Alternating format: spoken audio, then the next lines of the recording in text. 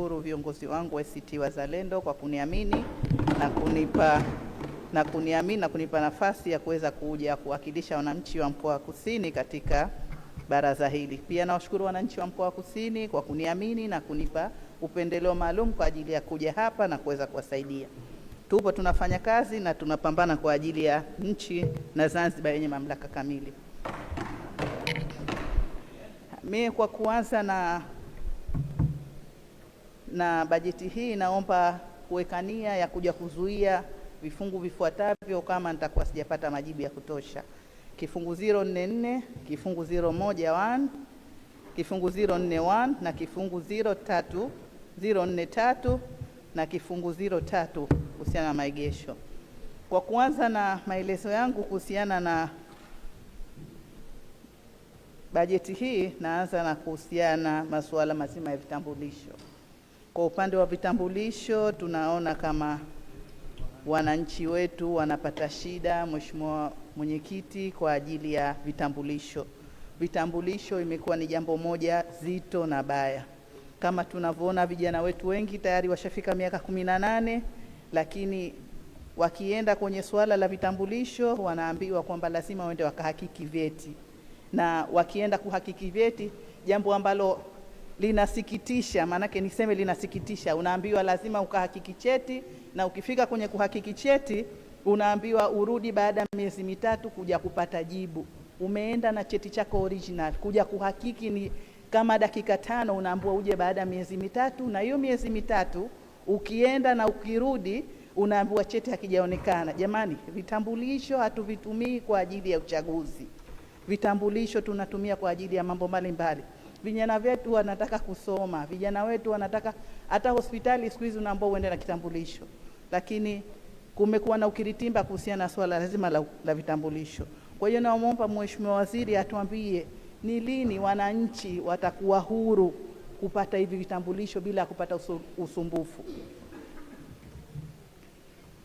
Na kwa upande mwingine, hivyo swala la vitambulisho pia tumeona kwamba kuna vitambulisho mbalimbali feki vimetolewa kwa ajili ya wananchi waliokuwa hawahusiki kupewa vitambulisho.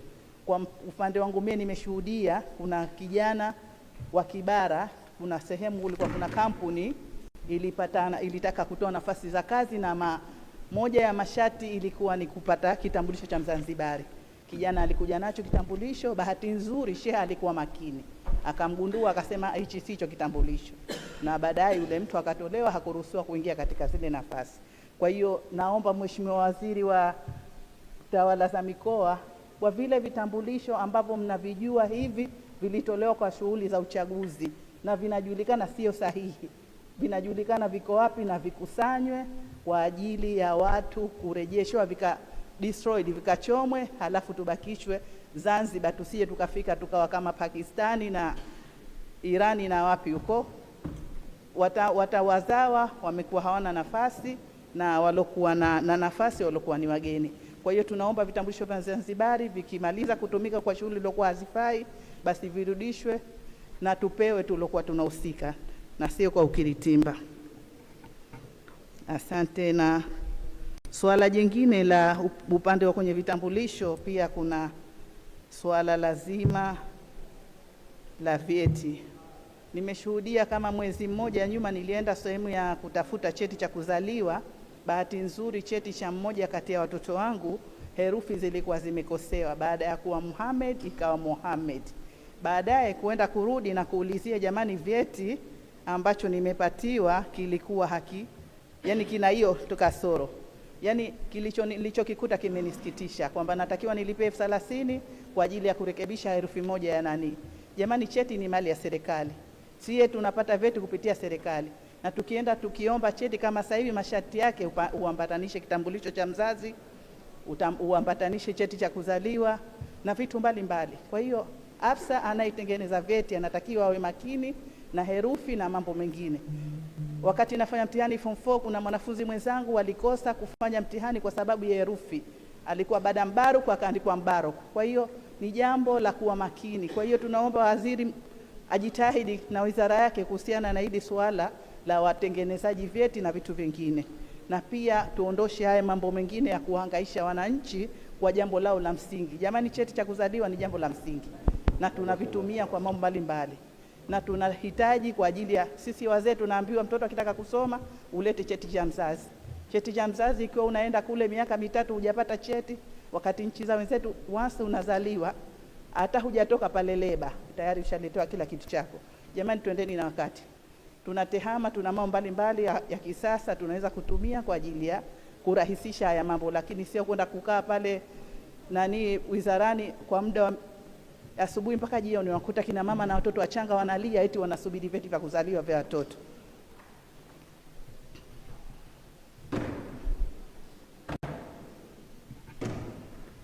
Jambo jingine ambalo nataka kulizungumzia ilikuwa ni suala zima la masuala mazima ya vikosi hivi. Mheshimiwa, naomba kusikitika tena sana kuhusiana na suala zima la vikosi. Kwa sasa vikosi havitumiki katika utaratibu mzuri. Katika sheria yao katika sheria civil servants tumeambiwa watu hao hawataki kujishirikisha na siasa kwa chochote. Wakitaka kushirikisha siasa kama Mheshimiwa Shami alivyoacha kazi, na wao waache kazi waje tupigishane kelele kwenye siasa, lakini wanatumika vibaya.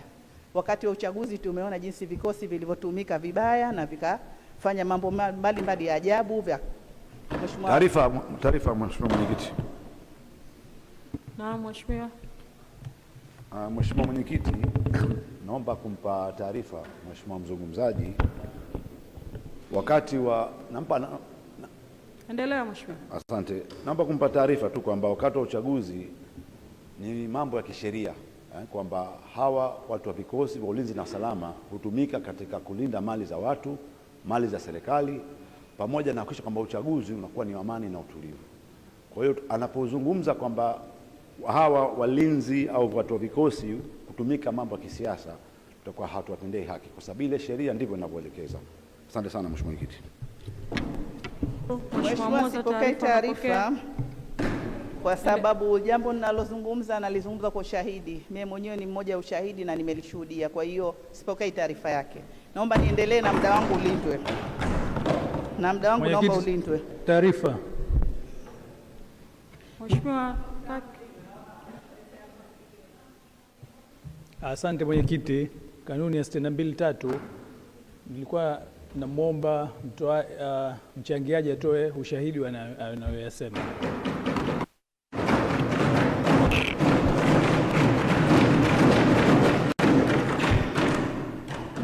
Waheshimiwa wajumbe, wakati tunaendelea na mjadala, kanuni yetu ya Baraza la Wawakilishi toleo la 2024 limetuelekeza utaratibu mzima wa kuchangia hotuba namna tunavyotakiwa. Ni kweli kanuni ya 62(3) inataka ushahidi.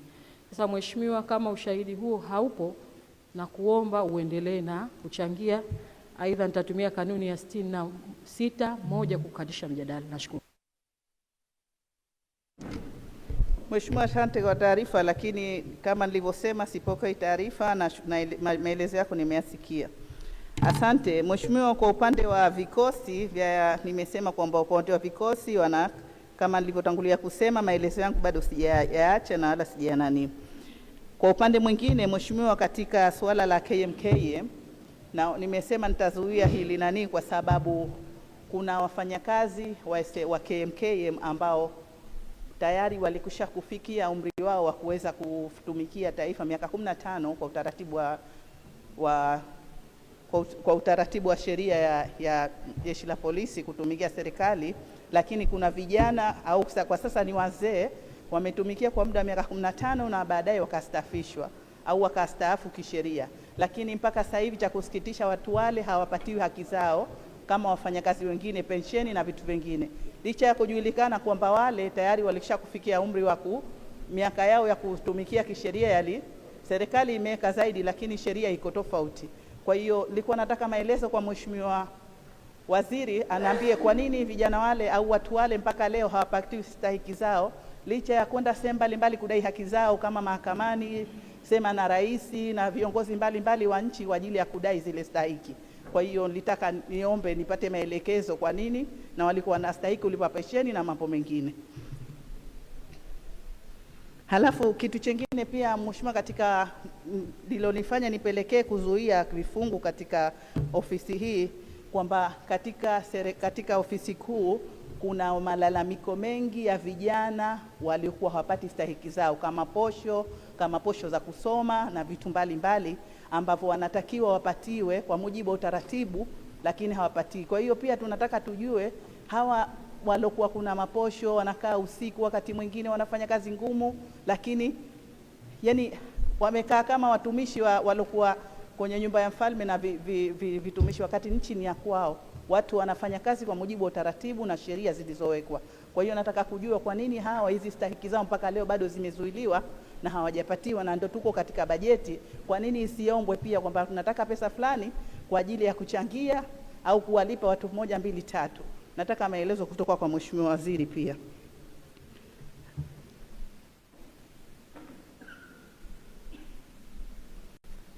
Halafu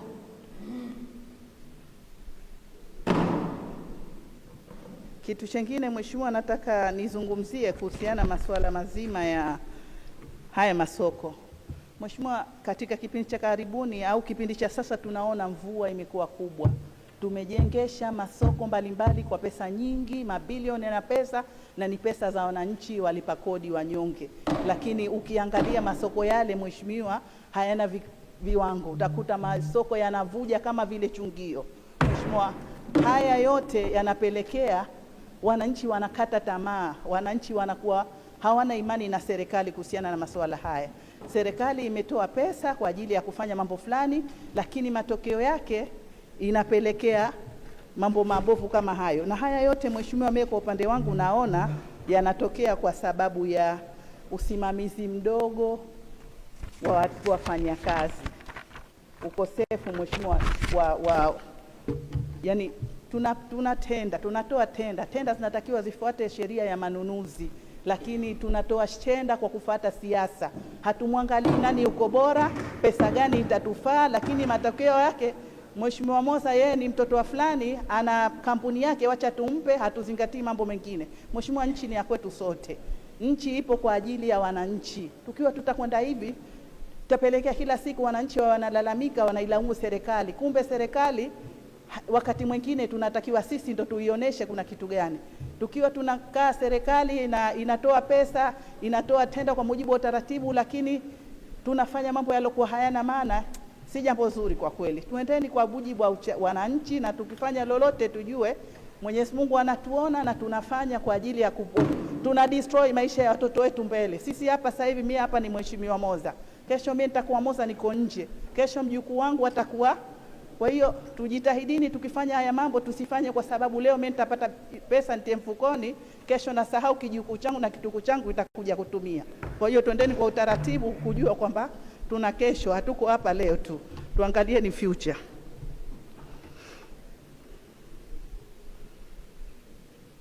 Kwa hiyo jambo la kwanza naomba Mheshimiwa atuambie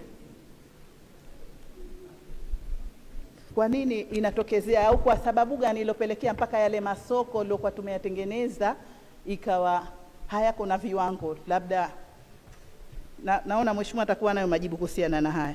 Mheshimiwa, katika kitu chengine nataka nizungumzie kuhusiana na masuala mazima ya maegesho. Mheshimiwa, katika maegesho ni mambo magumu na ya kusikitisha.